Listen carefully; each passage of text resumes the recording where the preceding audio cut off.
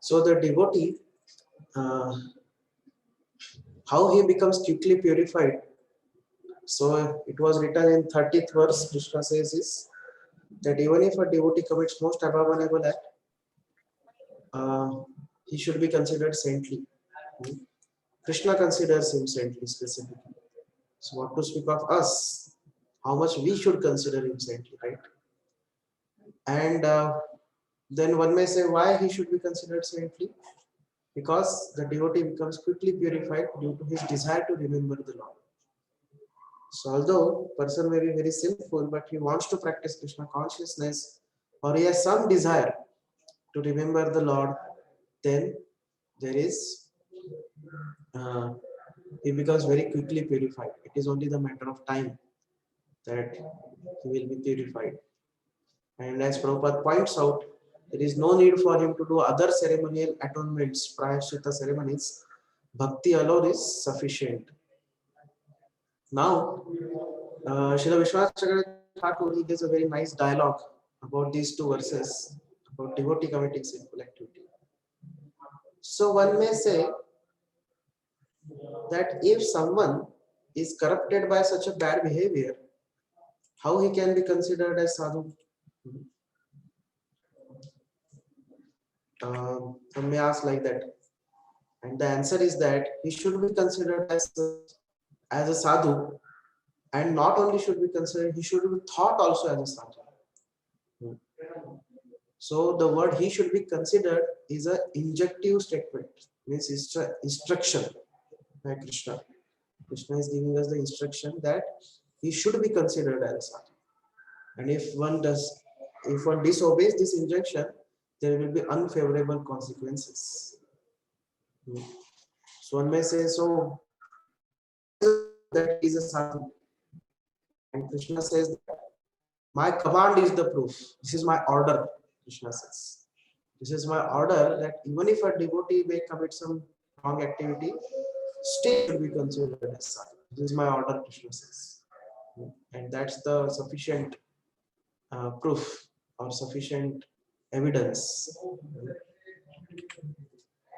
So, well, somebody may say, this is all Vishwanath Thakur, he is giving a dialogue. Someone may say that one may be considered sadhu partially to the extent that he is worshipping you. So, one side, there is one side of him which is good, other side of him is bad. To the extent he is usurping other men's wives and property, he should not be considered as a sadhu. Like that. Means one may say, ठीक है, थोड़े से साधु है, पूरे साधु नहीं है, little sadhu is. He is somewhat sadhu, partial sadhu. So, more, Krishna says, no, not like that. Eva, he says the word eva. Eva means he should be considered a sadhu always, completely. He should be completely considered as a sadhu. You should not say that there is only he is a partially sadhu. Just like pod marks are there on the moon, right? When the pod marks are there in the moon, we don't say that only some part of moon is beautiful. We say what? Despite those pod marks, overall moon is beautiful, right? Similarly, there may be some wrong things or some bad things in the character of the devotee, but despite that, just because he is a devotee, he or she is a devotee, so they should be considered sadhu completely. So we should never view him as not a sadhu. His determination is completely fixed. What is the determination of such a person, such a devotee? He says, I may go to hell or obtain an animal birth because of my unavoidable sinful reactions, but I will never give up my exclusive worship of Shri Krishna. Such a determination is praiseworthy. Right? Wonderful, no? So this gives us a lesson that devotee, although we may be struggling with various anarthas, conditionings, habits, but still we should never give up our devotion to Krishna. We should never give up our determination to worship and serve Krishna exclusively. If that is there, you'll see that Krishna takes a very special interest in our life. So because as a Vaidhi Sadhana Bhakta, we are not, what is Vaidhi Sadhana Bhakti? Vaidhi Sadhana Bhakti means, actually this verse applies especially to Vaidhi Sadhana Bhakti, because Vaidhi Sadhana Bhakti means we are engaging our contaminated mind and senses in Krishna service. And as long as mind and senses are contaminated, sometimes there may be some difficulties, some conditionings are there, some habits are there, some anarthas are there. So that shows that we are not fully pure. But a devotee should always be fixed in this determination to serve Krishna, whatever I am, how much ever fallen I am, how much ever degraded I am, still I will serve Krishna, I will chant holy names, I will practice devotional service. If this determination is continued, Krishna will certainly take a special interest into that person.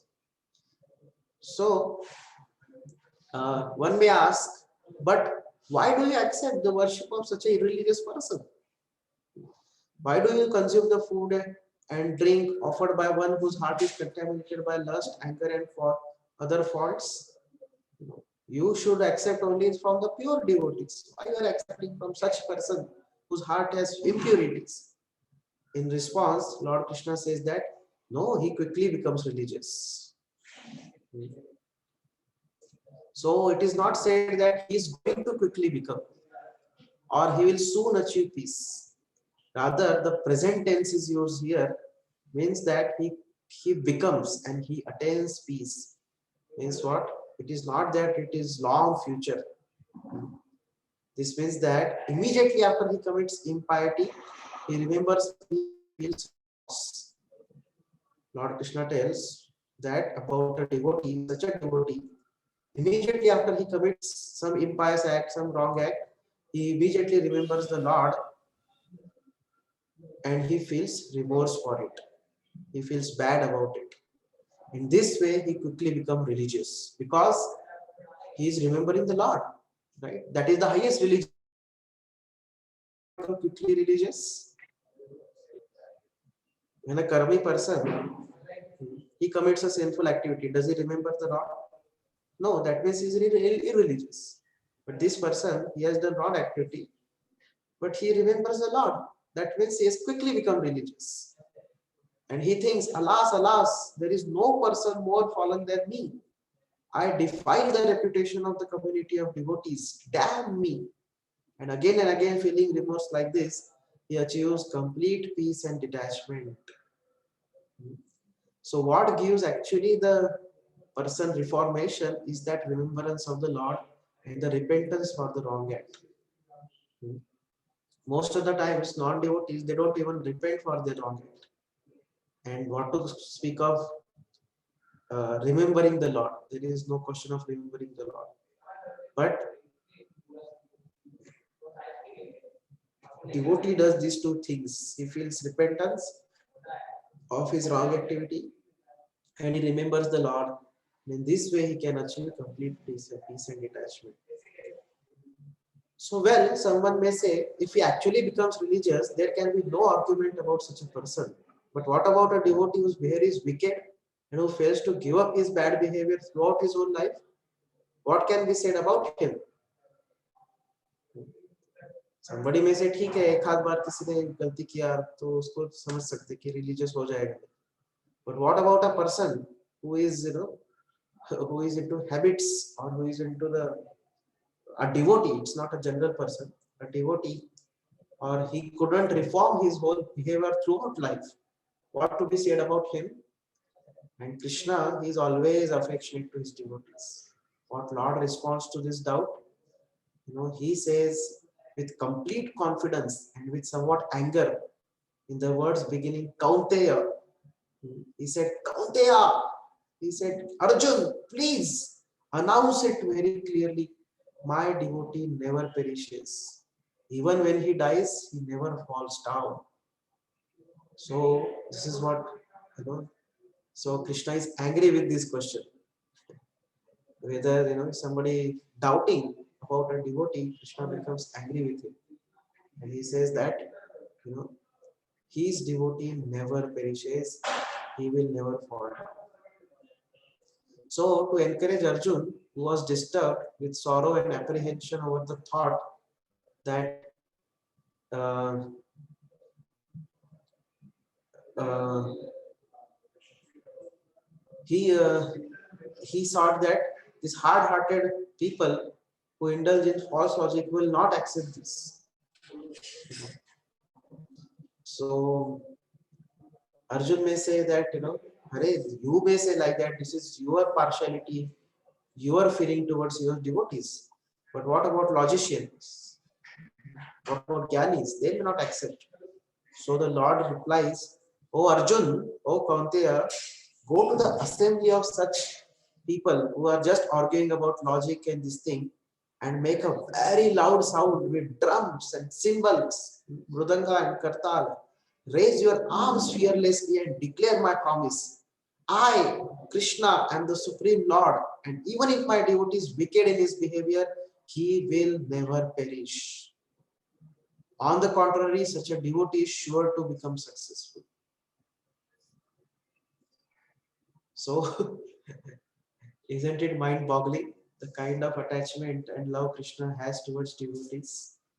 So that's why it is very important that whatever the devotee may be in our society, we should not try to judge him and we should not try to disrespect him, because we should know that Krishna is there with him. There may be certain orchestration of Krishna's Maya over him, but Krishna is fully with him. You should know that. You should not develop hatred. You should not develop a kind of uh, we can say anger, or we should not develop a kind of uh, disrespect towards a devotee. So that's why this so much explanation Vishwanath Chakravarti Thakur is making a big attempt to give so much of explanation. So he says, so such Gyani's bad logic will be shattered by this confident declaration. They will certainly take shelter of you as their guru. So this is, of course, this was the interpretation of Sridhar Swami. He says, Sridhar Swami says, so wonderful, right? Krishna is so much with his devotees, right? So someone may ask, but doesn't the personality of God himself makes this promise? Why is telling Arjun that he is making Arjun? Why is he deputing the Arjun to make the promise? So Lord also can say, no, that without a doubt you will come to me. I promise you this because you are very dear to me. So then why doesn't Lord say that Kaunteya, I promise that my devotee will never perish? Right? In other words, he says, no, that Krishna told Arjun that, Bhaktosi Priyosi me, and I promise you because you are very dear to me that you will very soon come to me. As Arjun ko bola, so why is not telling that Kaunteya go and tell Arjun, go and tell everyone that I am saying that my devotee will never perish? So the answer is that Lord was thinking that I am very affectionate to my devotees and cannot tolerate their being discredited at all. So I will often may break my own promise and let myself be discredited to protect my devotees' promise. So Krishna, we know that he sometimes breaks his promise, right? Although he may take some promise, but Krishna may break his own promise. But he never allows to break a devotee's promise. And in the future, very soon, Krishna was going to fight with Bhishma Dev, whose appearance day was there yesterday. And in that Bhishma Dev's fighting, we know how gloriously Krishna broke his promise in order to protect Bhishma's promise. So it's such a beautiful episode of Bhishma Dev. Krishna is protecting both of his devotees in one incident. He is breaking promise apparently to protect Arjun, Bhishma. He cannot tolerate Arjun being killed by Bhishma. He cannot tolerate that. On the other hand, in a secret way, he is protecting Bhishma Dev's promise out of affection for him, and for that he is breaking his own promise also. So in this one action, Krishna is pleasing both the devotees. Krishna is affectionate, showing his affection on the both the devotees, Arjuna also and Bhishma also. That's why for a Bhishma Dev, this was his most cherished meditation. So, how many of us would like to remember the Lord killing us, or chastising us, or punishing us? We will not like such a such type of form of the Lord, right? But Bhishma Dev, for him, this was his most favorite incidents. That Krishna, of course, he was in Virya with Krishna. So Krishna had taken the wheel of the chariot and was coming to beat him, coming to attack on him. So that was the most favorite. Why? Because Bhishma knew that it was the gesture of great affection from Krishna for him, because Krishna had broken his own promise for the sake of keeping the promise of Bhishma Dev. So that will which Krishna was carrying and charging towards Bhishma Dev did not feel anger towards Krishna. Bhishma Dev did not feel any this thing problem, that what is this, what kind of person you are, I am a devotee and you are doing like this with me. No, he relished that, because he could understand the internal mood of Krishna. It was a great love. Krishna was doing that act for him. And this way, Krishna is telling to Arjun that very soon I am going to break my promise. After this, within this war only. So all these people, Gyanis, they will laugh at me if I say that it is my promise that my devotee will never perish. But he says to Arjun, Krishna says to Arjun, but if you give the promise, it is like a line on the stone. It is the line on the rock. Because I will never allow devotee's promise to be broken. And such a pure devotee as Arjun, his promise will never be broken. And that's why you should boldly declare. Rather than you can say that Krishna is saying that you boldly declare. So this is how the beautiful commentary is there of Srila Vishwanath Jaggi Thakur and Srila Sridhar Swami on this verse. So that's why I was telling these two verses very, very important. And then Krishna continues to glorify the path of bhakti, and he glorifies the potency of bhakti in that verse of Mam hi partha vipashritya, 32nd verse. That even the most sinful can become purified by devotional service, and those who are taken lower birth, the meaning of lower birth is their life had been sinful in the past. That is how the lower birth is characterized. Few of the effects of lower birth are few of the effects of past sinful activities are: one is lower birth in a Shudra or Vaishya or community, or in a in one sense woman also. This is the result of impious activities of the past, when somebody has taken birth in such families. Then another symptom of low past sins is very ugly face, ugly bodily complexion. Another one is very weak intelligence, or very poor poverty-stricken family.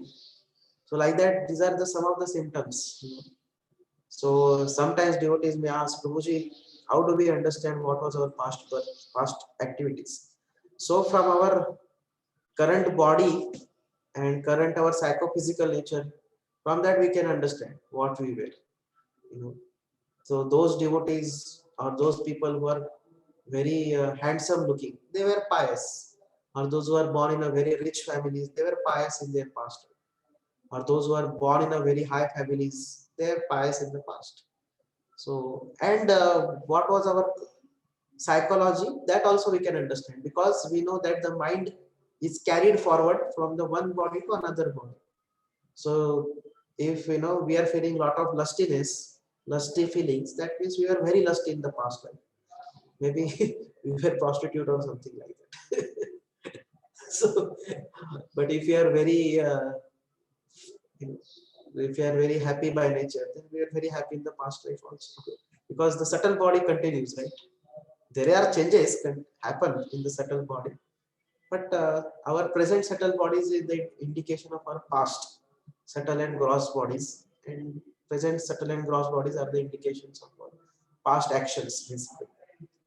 So, but even such people who have taken a lower birth, or who has been bereft of any opulences because of their past impious activities, still such people can attain highest perfection by taking shelter of Krishna. So yesterday we discussed how that's the greatest potency of bhakti, that even it can go to the lowest rungs and it can uplift the person, right? And if those of lower birth can be purified by devotional service, then what to speak of those who have taken a higher birth, right? So, and in fact, in that purport, Prabhupada says that Anityam, this world is a Anityam place, means not eternal. So, to describe the material world, Krishna has used this word, not the word mithya, right? So, in this way, uh, we see that Krishna spoke about the glory of bhakti, and now Krishna is giving the concluding instruction on how to be devotee, how to practice Krishna consciousness. This is the again crest jewel verses of Srimad Bhagavad Gita. So yeah, please recite.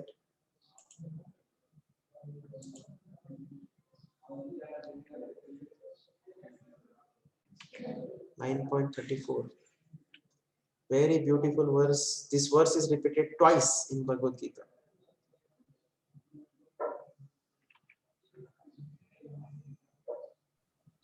So, Saurabh, you will be able to read? Or?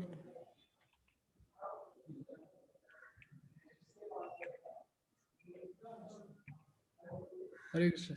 Manmana Hare Bhava Krishna. Yes. Mad.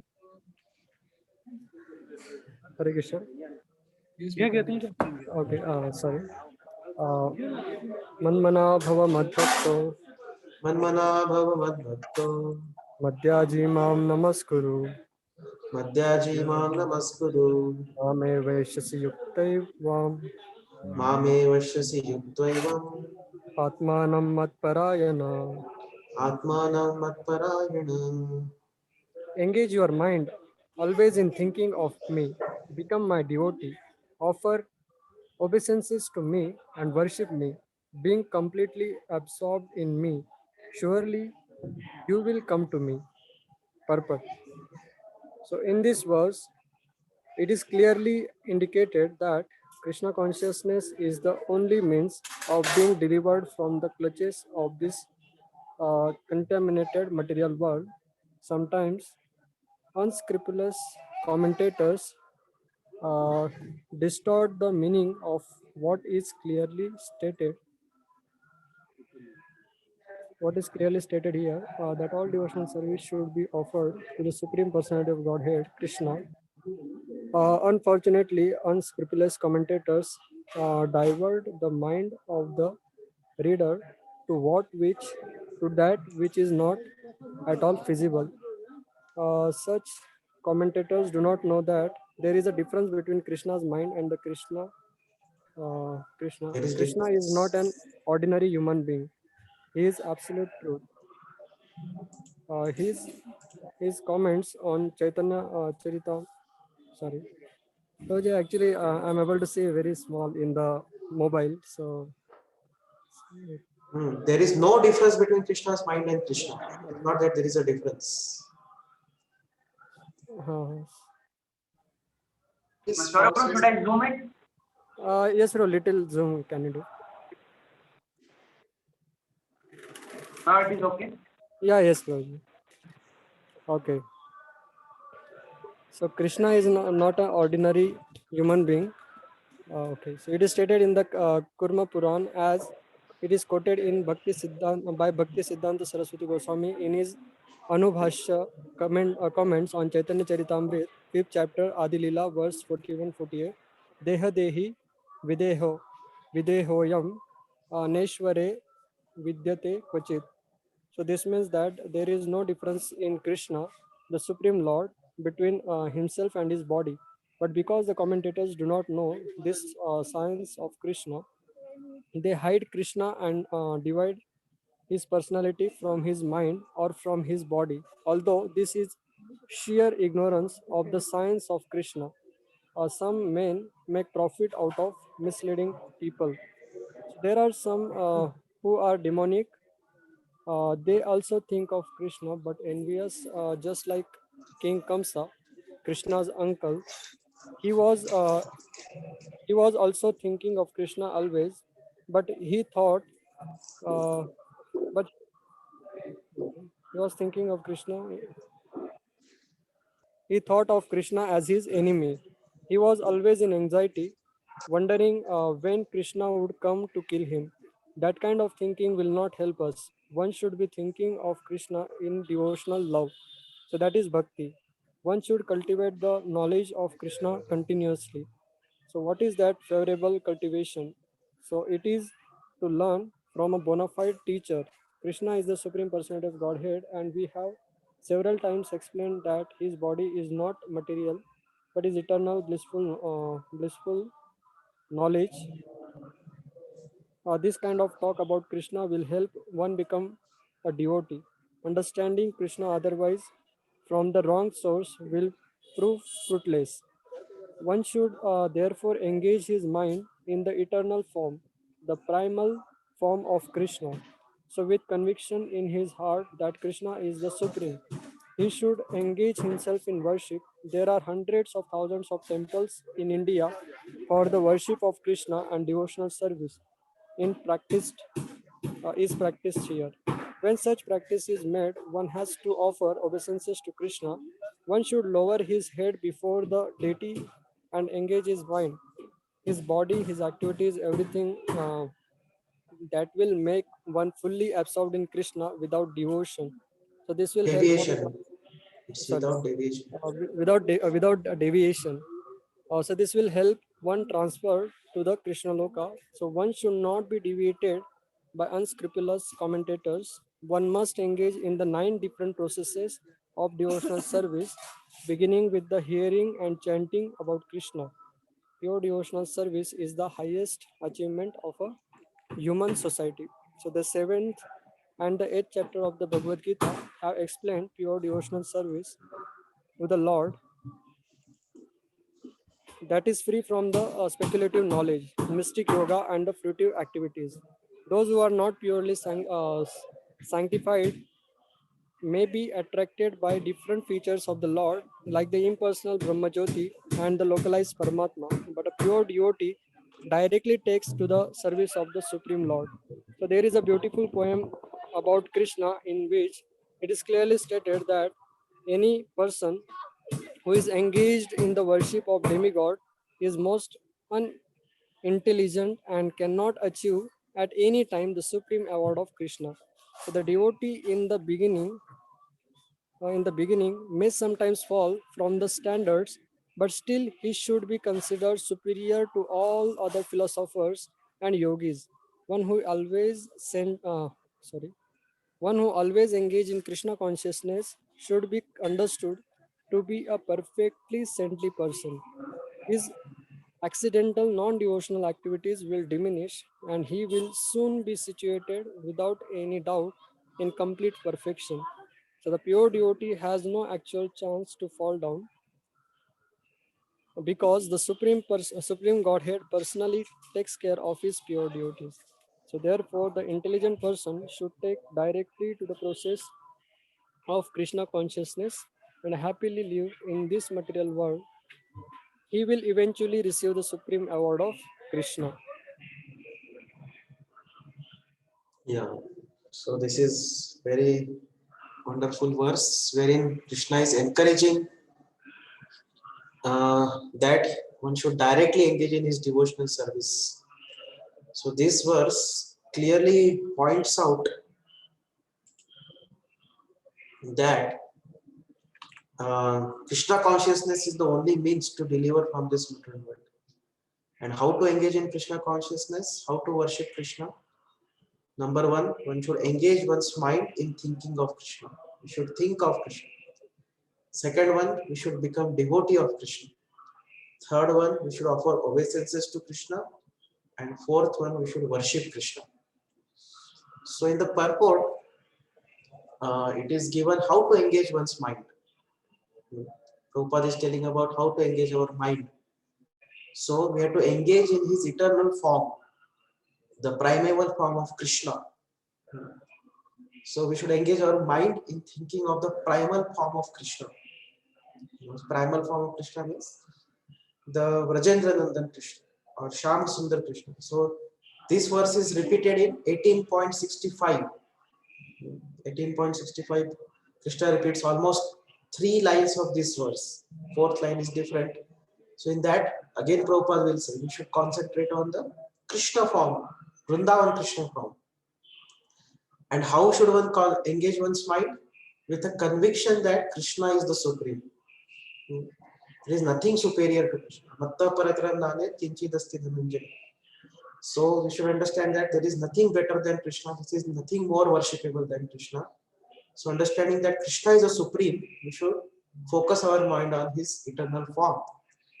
And also simultaneously, in order to engage our mind, we should engage our body, mind and activities in his service without deviation. So that is, we should engage in the 9 processes of devotional service. So just idle meditation will not work. It is not that I am just doing some idle meditation on the form of the Lord. Because for conditioned state, it is very difficult to do that type of meditation. So we should engage in the positive activities through body, mind and words and in the service of the Lord. We should engage ourselves in the service of the Lord. And in this way, our mind will be engaged in the service of the Lord. And what will be the result? The benefit of this will be transferred to Krishna Loka. Mame Vaishyasi Yutvaivam. Mameva Ishyasi. Means you will come back to me, Krishna says. So we will be transferred to Krishna Loka by engaging in such devotional service. Now Prabhupada refutes the unscrupulous commentators in the next portion of the purport, saying that these unscrupulous commentators, unscrupulous means what? They are not properly referring to scriptures. They are like, whimsical, you can say, So they just want to make profit out of Bhagavad Gita sometimes and then mislead the people. So we see so many people are there like that. They divert the mind to, those things which are not at all visible. And they refer that Krishna's mind is difference between Krishna. Like one commentator said what? That it is not unto Krishna, but something unborn within Krishna we should surrender to. But that is not at all the fact. Krishna is not an ordinary human being, but Krishna is absolute. Means what? There is no difference between body, mind and himself. They are one and the same. There is no difference between Krishna's these things. In fact, there is no difference between Krishna and Krishna's clothes, Krishna's paraphernalia. What to speak of Krishna and his own body and mind? There is absolutely no difference. Like that. And Bhaktisiddhanta Thakur quotes from Chaitanya Charitamrita that there is no difference between Krishna and his body.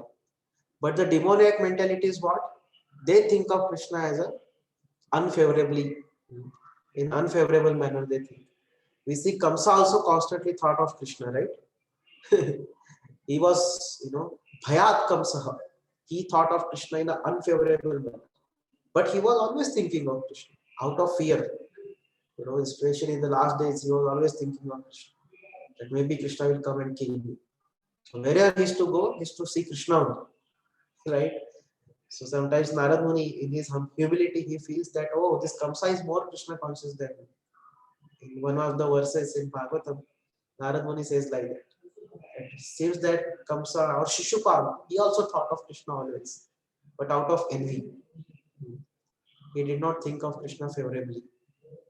So even when his wife, the Kamsa's wife would come, still Kamsa would feel that, oh, Krishna Balram have come, and he would become afraid. Even when he wanted to drink some water, he would see the face of Krishna in that. So in this way, he was extremely afraid. And similarly, Shishupal was also extremely envious, and he was always thinking of Krishna in order to find some fault in him. But this type of thing is not called as bhakti. We do not refer in the list of.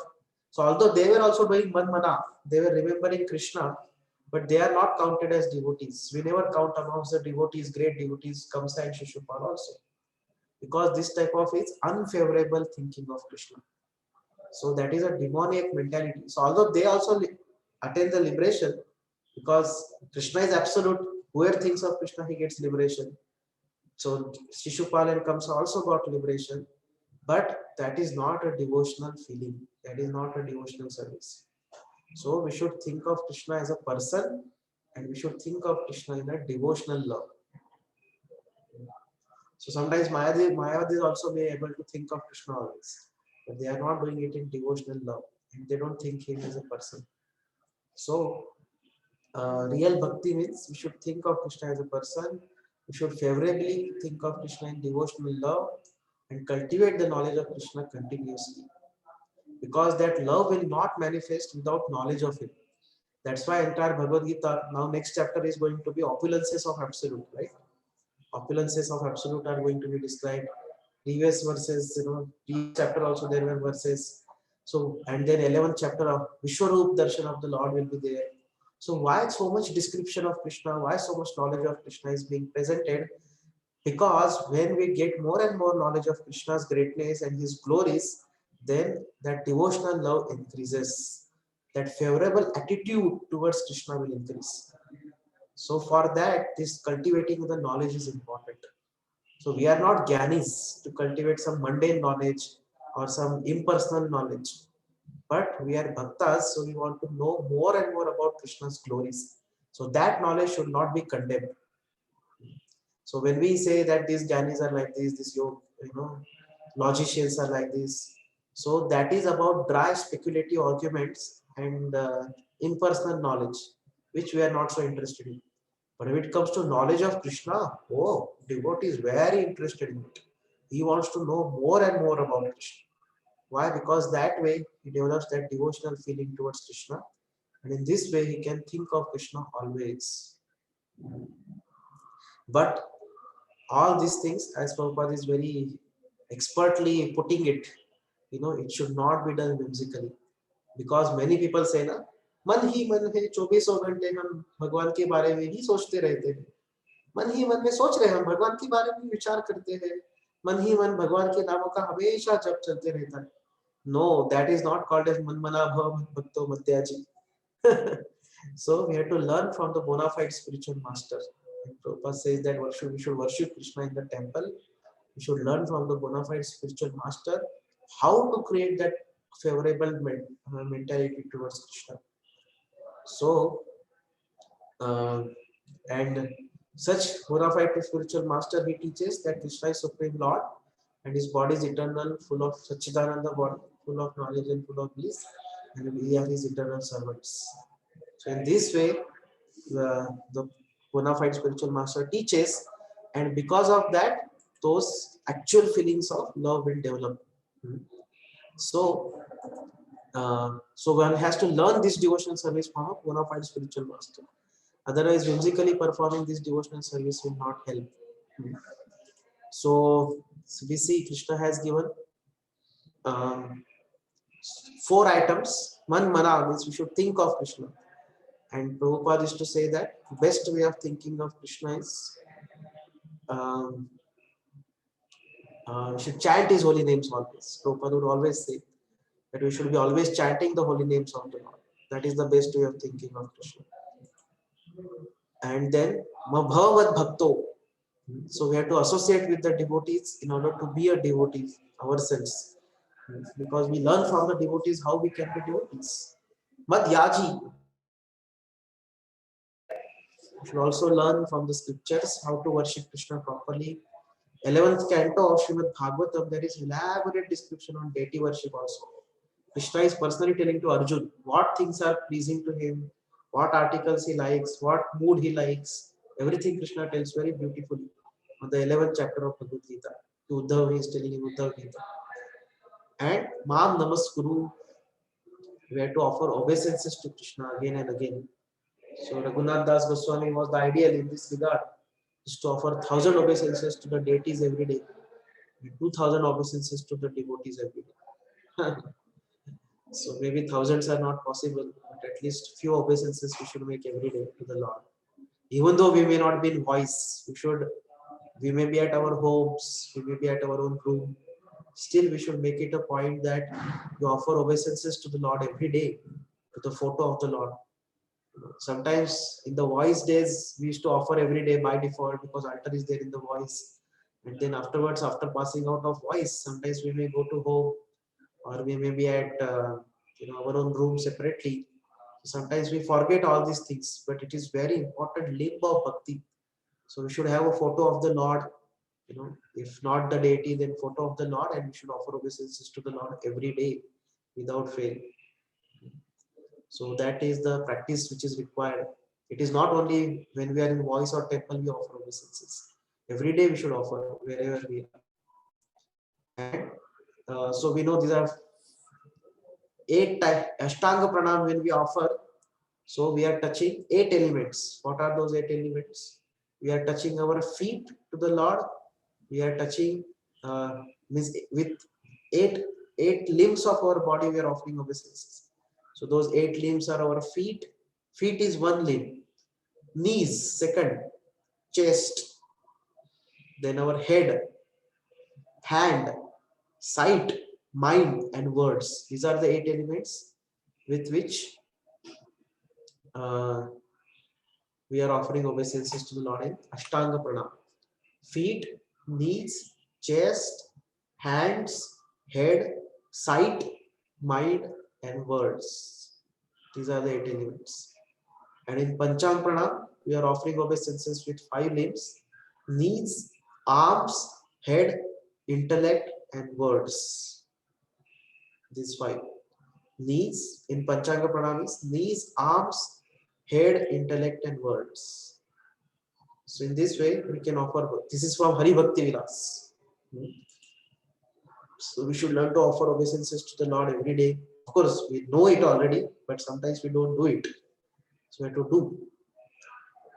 So overall in this verse, Krishna has given 4 confidential instructions. One is Manmana, always think of me. Second one, Bhavamad Bhaktaha, become my devotee. Third one, Madhyaji, worship me. And fourth one, Mam Namaskuru, offer obeisances to me. So first Krishna tells that we should always think of him. So it is not sufficient to work hard for Krishna while our minds are wandering here and there. We may say, I am doing so many services, I am doing so many things. But how much Krishna conscious are we while doing those services is a very important question. Service, physically doing a service is one part of it. It is not the complete part. We have to serve with mind also. So like when we are doing deity worship, our mind also should be focused on the Lord. Or when we are doing any other service, the mind also should be present. So it is not sufficient that just externally we are doing service and then internally mind is wandering somewhere else. That is not sufficient. That's why attentiveness in any service towards Krishna is very, very important. Srila Baldev Vidyabhushan, he comments that here Krishna is telling to Arjun, a so-called devotee of a king, the king's servant, actually is thinking about his own wife while serving the king, right? He may be serving the king, or in company also we see that people will be doing job in the company, but whom they are thinking of their wife, their child, something like that. So their thoughts are not fixed in company, right? Similarly, such person, servant, devotee of the king, his thoughts are not fixed on the king. So that shows that he is actually not the king's devotee. Similarly, when we are serving Krishna, if our mind is not on Krishna, then we are falling short of being Krishna's devotee. We are not actually fully, properly the devotee of Krishna. That's why Baladev Vidyabhushan says that in contrast with such a person, we should always be absorbed in thinking of me and should become my devotee. So in this way, mind bill should be always fixed in an uninterrupted flow of honey on me, O son of Vasudeva. So we should think of Krishna as the son of Vasudeva, and our mind should be uninterruptedly focused on Krishna. So Krishna is saying that you should think of me as your own master and your very goal of life. That is the way we should think about Krishna. That he is my master and I am his servant. And with full heart, with full attention, with full mind, we should try to think of Krishna.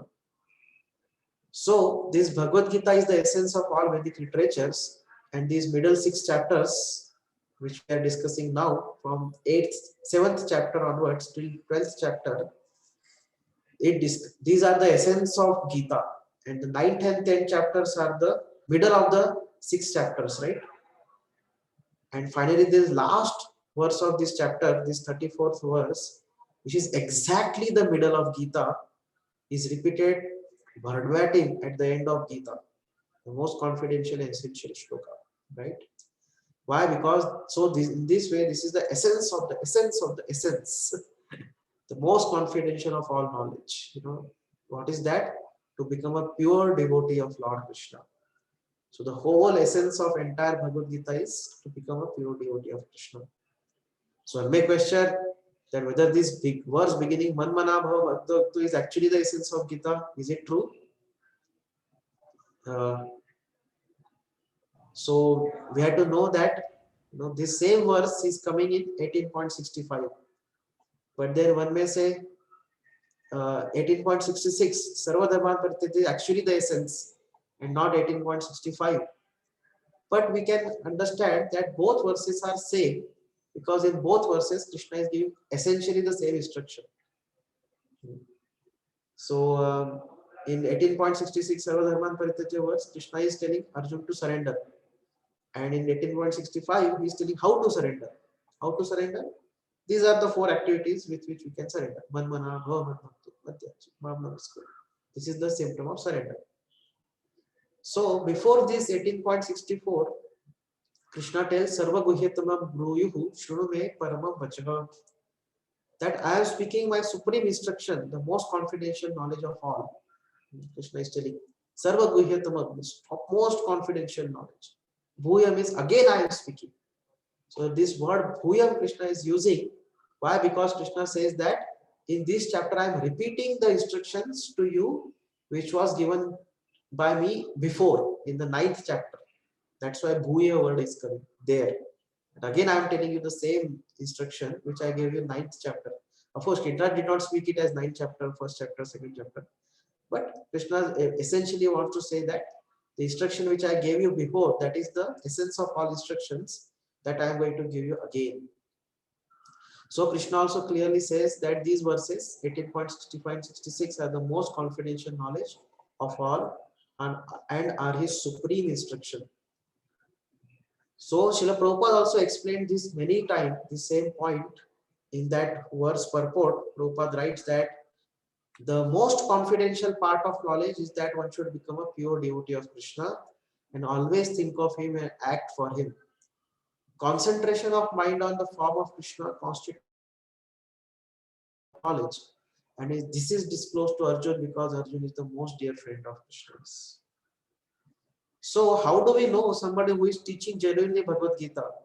So the teaching of Bhagavad Gita, genuine teacher of Bhagavad Gita should be able to teach this aspect, and he should explain all other verses based on this aspect of the verse, that is becoming devotee of Krishna. Manmana Bhavamad Bhakto Madhyaji Manavastu.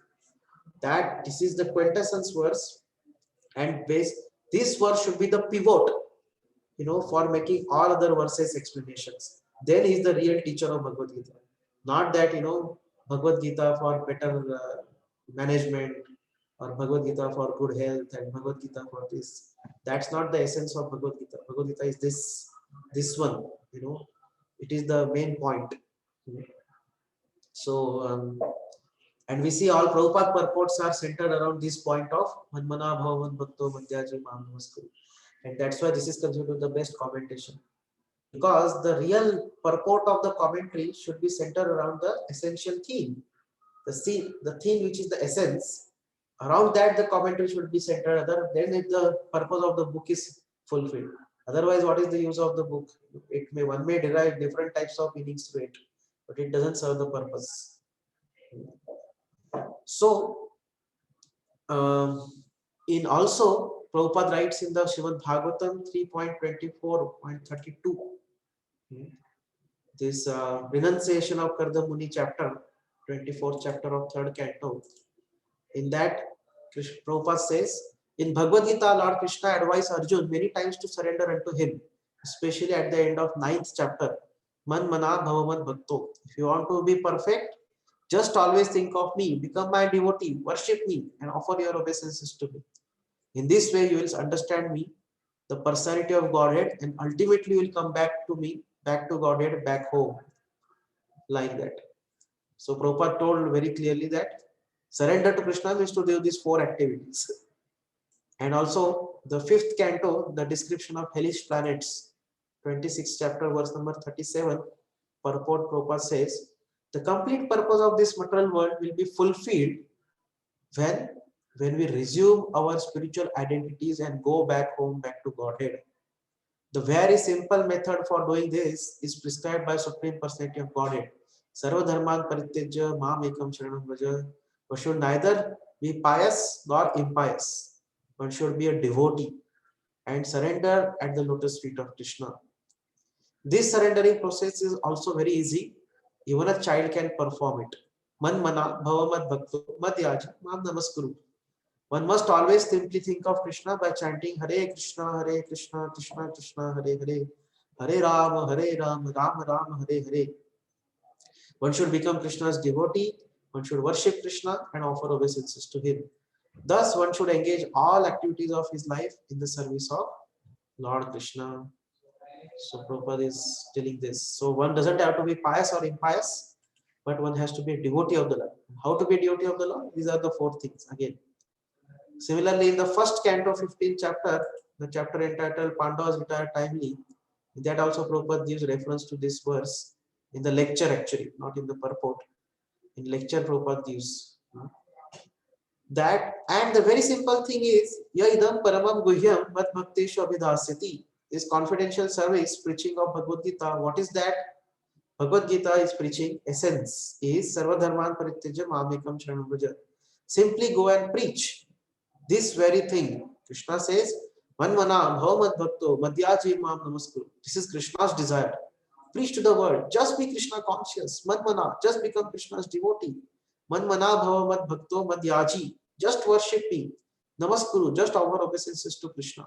4 words, and then you become a preacher. So it is not very difficult to become a preacher and to become a spiritual master. How? Very simple thing. Just go and speak what Krishna says. That's all. So in this lecture given in Los Angeles in 1973, Prabhupada is telling that basically preaching means what? To tell people to do these 4 things. Think of Krishna, bolo Krishna, bhajo Krishna, karo Krishna shiksha. That is think of Krishna. And worship Krishna, become devotee of Krishna, and offer obeisances to Krishna. This is basically called as preaching. All other things preaching we may do, it should bring ultimately to this point. Otherwise, our preaching is ineffective. We may preach, art of mind control. We may preach art of, this and that, and so many other things. Study tips, this, that we may give. Whatever you give, ultimately it should try to bring the person to this point of doing these 4 activities. Then your preaching is considered to be worthy. Otherwise, simply it is a prajalpa doing with some person. If we are not able to say these things to person, of course, the person may himself accept or not. That is his problem. But at least from our side, we have to tell that ultimately we should be able to bring the person, to this point of becoming devotee of the Lord, offering obeisances to Lord, thinking of the Lord, and worship of the Lord. So worship is basically service to the Lord. So in this way, this chapter ends over here with one of the most beautiful confidential verses. And in the next 10 minutes, we'll just discuss the Falashruti from Padma Puran about this verse. So there was one Brahmana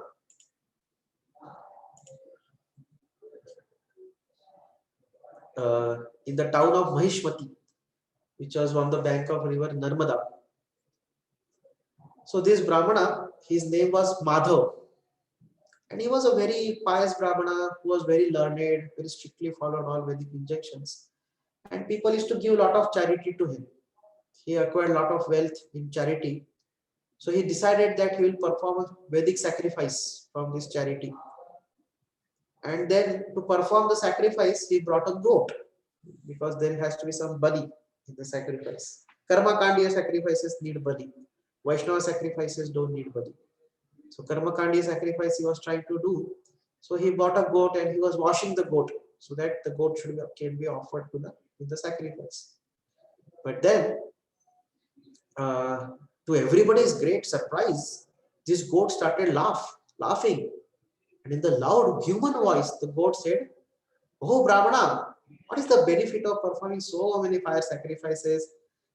Because these sacrifices, what they do, they simply bind us up in this cycle of birth and death. So, it's all useless to keep on doing so many sacrifices and all that." He said, "Just see my position. I also performed so many sacrifices in my past life, and now I have become a goat. Just see." And then everybody was shocked. How can a goat speak like this? Dhaneshwar Maharaj, he made one Reda. Reda means he buffalo. He made him speak Vedas. But here goat is speaking by itself only. So, everybody gathered around to see. My God, goat is speaking philosophy. That also, not just baba, speaking the philosophy. So everybody became very curious. And then this Brahmana, he understood this goat may not be ordinary soul. It must be very advanced soul. So this Brahmana folded his hands in front of this goat and inquired that, "How did you become goat? And in your past life, what caste did you belong to? And what activities did you perform in your past life?" And that goat replied, "Oh Brahmana, in my past birth, I was also born in a very nice Brahmana family. And I also carefully performed all the ritualistic activities enjoined in the Vedas. So I also used to do all the rituals very perfectly, sacrifices and all that. So one day my wife saw that my son had become very sick and the sickness was not recovering. So my wife desired that we should do some fire sacrifice for Durga. So we should do some Durga worship. And then she told me, is that goat was telling that I was a Brahmana. His wife told him to bring a goat. So when we sacrificed that goat in front of Durga, that goat cursed this Brahmana. "Oh sinful, lowest of all, you wish to take my children, you wish to make my children fatherless, because I am dying, so my children are going to be fatherless. For this reason, I also curse you that you will also take birth as a goat." And then after receiving this curse, when the time of death came for that Brahmana, he attained the body of goat. But he said that because I was engaged into some devotional service somehow or other, by mercy of Lord Krishna, I was able to remember my previous birth. Like that deer, Bharat Maharaj became deer. Right? That's that deer body of Bharat Maharaj, still he was able to remember his past birth. And in this way, he said that I am able to, that's how I am able to remember my past birth, that I was a Brahmana. And unnecessarily performing these ritualistic ceremonies, I attained this body of a goat. But he said that I will tell you something better. Better you hear something nice. What you should actually do, that I will tell you now. And he told another pastime. He told that this goat, again is telling to a Brahmana. He's telling that in the place named as Kurukshetra, Kurukshetra is a very famous place. We all know Dharma Kshetra, Kurukshetra. So this Kurukshetra is a very, very holy place. One reason is because Maharaj Kuru, the forefathers Kauravas, he performed lots and lots of sacrifices over there. And great sages and demigods used to do a lot of meditative activities and a lot of, their sadhana over there.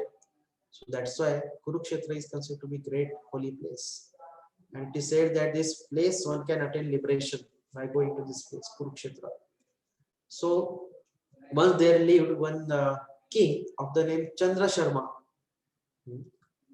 He was coming from the dynasty of Suryadev. So once at the time of solar eclipse, the king desired to give a charity to a Brahmana. The king said that, okay, solar eclipse is there. Generally they come during solar eclipse, many beggars come. And it is very much recommended that during solar eclipse, one should give the charity, especially when the eclipse is moksha kala when going on. That time we should give charity. So that's why many people come and beg, De dan sute grahan. They say that now grahan is, this eclipse is subsiding. Now you should give some charity. Many people come. I don't know this, but in our childhood we used to see that a lot of people would come to our homes during this thing. Especially beggars would come because in that period charity is very much recommended. So this king, he decided to give a charity to Brahmana during eclipse time, and in that charity there are a lot of things were there, and one of the thing or kind of charity was a Shudra. He wanted to give a Shudra also as a servant for this Brahmana. And this Shudra's body was completely dark, completely black body. So this king, he went with that priest, he went with his own priest, took bath in that sacred lake of Kurukshetra. Then he put on very nice clean clothes, he applied sandalwood paste, and then he returned to his own palace. And with great devotion, he found out one qualified Brahmana. With great devotion, he gave the charity. And when he presented that charity, what happened? You remember that from the amongst the charity was this Shudra. So this black Shudra was also there, and suddenly, after presentation of that charity, Shudra as a charity, from that Shudra's heart, one very sinful Chandal appeared, and after some time again, a female Chandulani, whatever you say, she appeared also. In this way, from the heart of Shudra, one Chandal and Chandulani, those both appeared, and they went closer to the Brahmana, and they suddenly entered into the body of Brahmana. And everybody saw this, and everybody was shocked that what is this? Chandalas are coming from the heart of this Shudra, and they are entering into this Brahmana's body. And everybody was now very, very curious what this Brahmana does now. Let us see. But the Brahmana remained completely equipoised. He remained undisturbed. And what he started, he simply started to chant the 9th chapter of Bhagavad Gita while remembering Lord Govinda, while remembering Krishna. He simply started reciting this 9th chapter. And the king witnessed all, everybody was seeing all these activities, and they were all stunned. They were not able to say anything, they were not able to do anything. And as soon as this 9th chapter of Bhagavad Gita's recitation came from the lips of Brahmana, the Vishnu Dutas appeared on there, and they chased away those two Chandalas. So, and then when these two Chandalas were chased away from the body of Brahmana, the king very submissively inquired from the Brahmana, "Oh, learned Brahmana, who are these two people who entered your body on this heart of Shudra? And which mantra did you chant? Which Lord did you remember?" And Brahmana said,